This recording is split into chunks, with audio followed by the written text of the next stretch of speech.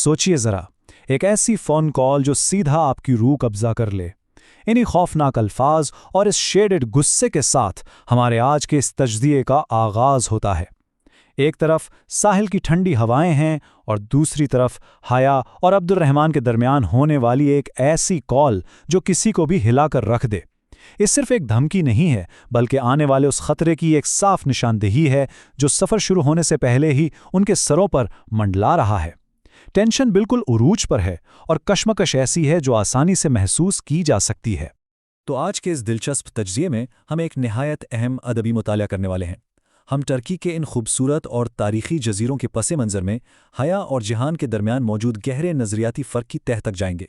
हम समझेंगे कि आखिर इन दोनों के सोचने का अंदाज़ इतना अलग क्यों है और इनके इर्द गिर्द का ये अजीबो-गरीब माहौल इनके ताल्लुक़ को किस तरह आकार देता है। चलिए बिना वक्त ज़ाया किए आगे बढ़ते हैं। पहला हिस्सा, ब्यूक आदा का सफ़र।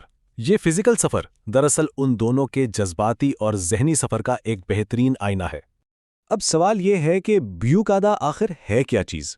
असल में ये बहरे मरमरा में जज़ीरों का एक मजमुआ है जहाँ कदीम ज़माने में शहज़ादों को जलावतन करके यानी निकाल कर भेजा जाता था। ये तारीख़ी बात इस कहानी में बहुत ज़्यादा अहमियत रखती है। हया, जो इस वक्त शदीद ज़हनी कशमकश का शिकार है, कहीं ना कहीं खुद को भी एक भटकती हुई अमर शहज़ादी महसूस करती है। ये जज़ीरा एक ऐसी जगह है जहाँ लगता है वक्त रुक गया हो, जहाँ गाड़ियों का शोर नहीं बल्कि सिर्फ बग्गियों और घोड़ों की टपों की आवाज़ है। ये माहौल हया की अंदरूनी कैफियत को बिल्कुल परफेक्टली जाहिर करता है।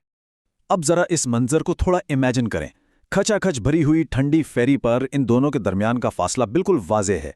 एक तरफ हया है जो ग्रे स्वेटर में लिपटी ठंड से ठिठुर रही है, बिल्कुल खामोश और अपनी ही किसी रोमानी दुनिया में कैद है। और दूसरी तरफ जहां, जिसे सर्दी में भी पसीना आ रहा है, आस्तीनें मुड़ी हुई हैं और वो हया की इस तरह अचानक गायब हो जाने वाली हरकतों पर शदीद झुंझलाया हुआ है। वो जवाबात चाहता है। दोनों फिजिकली तो एक ही जगह पर मौजूद हैं, मगर जज्बाती तौर पर इनके दरमियान मीलों का फासला है। दूसरा हिस्सा, हया और जहान का रिश्ता। आइए अब ये देखते हैं कि उनके दरमियान जमी हुई ये बर्फ आखिर पिघलती कैसे है। टेंशन तो अपनी जगह बिल्कुल बरकरार है, लेकिन इस छोटे से आम से लम्हे का जादू वाकई हैरानकुन है। बालकनी में एक सख्त चुभने वाली खामोशी छाई है और बैकग्राउंड में कुछ लड़कियां गुनगुना रही हैं, गिव मी सम सनशाइन। बिल्कुल उसी वक्त जहान इस अजीब सी खामोशी को तोड़ने के लिए हवा में उड़ते हुए एक सीगल को रोटी का टुकड़ा खिलाता है और फिर वही आधी रोटी हया की तरफ बढ़ा देता है। और बस सिर्फ उस एक रोटी के टुकड़े ने जादू का काम किया। हया की सारी जिद, उसका सारा गुस्सा जैसे मोम की तरह पिघल गया। ये छोटा सा वाकया दिखाता है कि इतनी नाराज़गी के बावजूद उनके दरमियान एक बहुत ही गहरा कनेक्शन मौजूद है। लेकिन ठहरिए, कहानी इतनी सीधी नहीं है।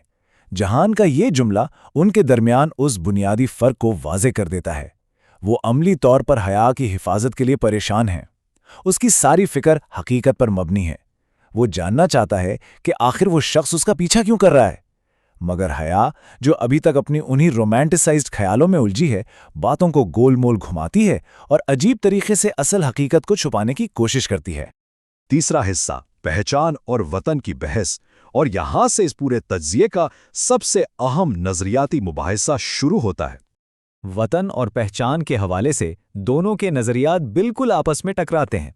हया का बहुत सख्ती से मानना है कि टर्की खूबसूरत ज़रूर होगा, मगर यहाँ के लोग मगरूर और बदतमीज़ हैं, जबकि पाकिस्तान चाहे जैसा भी हो, वहाँ के लोगों के दिल साफ और मासूम होते हैं। वो मुल्क को एक इंतहाई खुशफहमी और रोमानी नज़रिए से देखती है। इसके बिल्कुल बरक्स जहान इंतहाई प्रैक्टिकल है। वो पाकिस्तान में रोज़मर्रा होने वाले बम धमाकों, सिस्टम की खराबियों और उन गैर महफूज हालात पर जोर देता है। हम यहाँ किसी एक की तरफदारी नहीं कर रहे, मगर ये देखना बहुत दिलचस्प है कि दोनों अपने अपने तजर्बात की बुनियाद पर ज़िंदगी को कितने मुख्तलिफ ज़ाविये से देखते हैं। लेकिन एक अहम सवाल, हया आखिर इतनी ज़िद्दी और जज्बाती क्यों है इस बारे में? असल में इसका जवाब उसके एक बहुत ही गहरे निजी सदमे से जुड़ा है। उसने इंटरनेशनल इस्लामिक यूनिवर्सिटी के कैफ़े में होने वाले खौफनाक धमाके को अपनी आंखों से देखा था। जली हुई दीवारें, बिखरा हुआ कांच, तबाही। उस दर्दनाक तजर्बे ने उसके अंदर एक ऐसी कैफियत पैदा कर दी है जिसकी वजह से वो अपने मुल्क की सारी खामियों को नज़रअंदाज करके उसे सिर्फ मासूमियत के पर्दे में देखना चाहती है।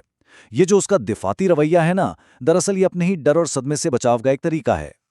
और अब जरा दूसरी तरफ देखें, जहां की अमली जिंदगी की हकीकत। हया की इस आशो आराम वाली सोच के मुकाबले में जहां की जिंदगी इंतहाई थका देने वाली मेहनत से भरी है। वो ओपनली खुद को एक आम वर्किंग क्लास मजदूर मानता है। पैसे बचाने के लिए अपने रेस्टोरेंट में बहुत कम स्टाफ रखता है और डबल ड्यूटी करता है। सोचिए, ब्यूकाडाल जैसी इतनी खूबसूरत जगह उसके घर से सिर्फ 2 घंटे की दूरी पर है, फिर भी वो 3 साल बाद यहाँ आया है, क्योंकि उसके पास घूमने फिरने का वक्त ही नहीं है। ये सब वाजे करता है कि जेहान रूल्स और स्ट्रिक्टनेस का इतना पाबंद क्यों है। उसके सख्त हालात ने उसे इतना प्रैक्टिकल बनने पर मजबूर कर दिया है। चौथा हिस्सा, खूबसूरती का असल मतलब। जजीरे की इस खूबसूरत आबोहवा और मस्जिद की उस पुरसुकून इबादत के बाद इनके दरमियान एक और ज़बरदस्त फ़लसफ़ियाना बहस छिड़ जाती है। मेरे लिए खूबसूरती अली करामत की माँ पे ख़त्म हो जाती है। ये जुमला सीधा दिल पे लगता है ना। ये आसान लफ्ज़ों में बताता है कि जेहान के नज़दीक हुस्न या खूबसूरती का मेयार बिल्कुल भी ज़ाहिरी रंगो रूप से नहीं जोड़ा। आइए समझते हैं कि उसके इस जुमले की असल गहराई क्या है। दोनों के म्यारात का फ़र्क यहाँ आकर बिल्कुल खुल जाता है। जेहान की नज़र में असली खूबसूरती एक सांवली, थकान से चूर उस फीमेल डॉक्टर में है जो अस्पताल की लंबी और थका देने वाली ड्यूटी के बाद टिश्यू से अपना पसीना साफ कर रही है।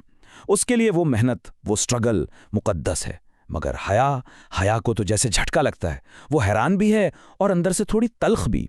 वो किसी सूरत ये हज़म ही नहीं कर पाती कि एक थकी हुई सांवली औरत उसके अपने सेट किए हुए ज़ाहिरी म्यारात से ज़्यादा खूबसूरत कैसे हो सकती है। जेहान का ये सीधा सा नज़रिया हया के बनाए हुए खूबसूरती के तमाम खोखले रूल्स को तोड़ कर रख देता है। 5वां और आखिरी हिस्सा, सफ़ेद महल में कैद। अब हम कहानी के बिल्कुल उस थ्रिलिंग क्लाइमैक्स की तरफ बढ़ रहे हैं जहां उस दौलत और शानो शौकत के पीछे एक बहुत गहरा खतरा छुपा बैठा है। आर पाशा महल। ये इमारत दिन के शुरू में ही एक वार्निंग के तौर पर नजर आती है। ये कोई आम सा घर नहीं, बल्कि सफ़ेद संगे मरमर का एक अजीम शान 4 मंजिला महल है, जो दूर से बिल्कुल ऐसा लगता है जैसे कोई बब्बर शेर अपने शिकार पर झपटने के लिए अपने पंजों पर बैठा हो। इसकी यही अजीब सी कशिश और इसकी नाकाबिले हुसूल दौलत इस जजीरे पर एक खौफनाक एहसास पैदा करती है। एक ऐसा जाल जो बस अब बिछने ही वाला है। अब देखिए कि हालात कितनी तेजी से हाथ से निकलते हैं। शाम 5 बजे का वक्त है। हया एक लड़के से मोतियों वाली हेयर एसेसरीज देखने के लिए रुकती है। उसकी यही एस्थेटिक्स और खूबसूरती की आदत उसे जेहान के तहफ़्फ़ुज़ से दूर कर देती है। बस कुछ ही सेकंड्स में वो लड़का उसका पर्स छीनता है और भाग निकलता है। फिर क्या था, हया सब भूल भाल कर यहाँ तक के निकलने वाली फेरी और जेहान को अकेला छोड़कर उस चोर के पीछे भागती है। लड़का भागते भागते उसी AR पाशा महल का गेट फलांगता है और हया अंधाधुंध उसके पीछे महल में दाखिल हो जाती है। और अगले ही लम्हे एक भारी लकड़ी का दरवाज़ा जोर से बंद होता है, ताला लग जाता है। कहानी पलट चुकी है। और फिर उस गुप्त अंधेरे महल में जहां सन्नाटा छाया हुआ है, अचानक एक अनजान और रूह कंपा देने वाली सरगोशी गूंजती है। शहजादों के जजीरों पे खुशामदेद। जाल पूरी तरह बंद हो चुका है। वो खतरा जिसका आगाज हमने उस खौफनाक फोन कॉल से किया था, आज बिल्कुल हया के सामने खड़ा मुस्कुरा रहा है। तो इस सब के बाद आखिर में सबसे बड़ा सवाल यही पैदा होता है, एक ऐसी लड़की जो दुनिया को सिर्फ एक मौसूम और रोमानी आईने से देखने की जिद करती है, क्या उसका ये ख्याली नज़रिया AR पाशा के महल की इस तारीख और भयानक हकीकत का सामना कर पाएगा, या फिर इस महल की दीवारों के पीछे छुपी सच्चाई हमेशा के लिए उसका दुनिया को देखने का ज़ाविया ही बदल कर रख देगी?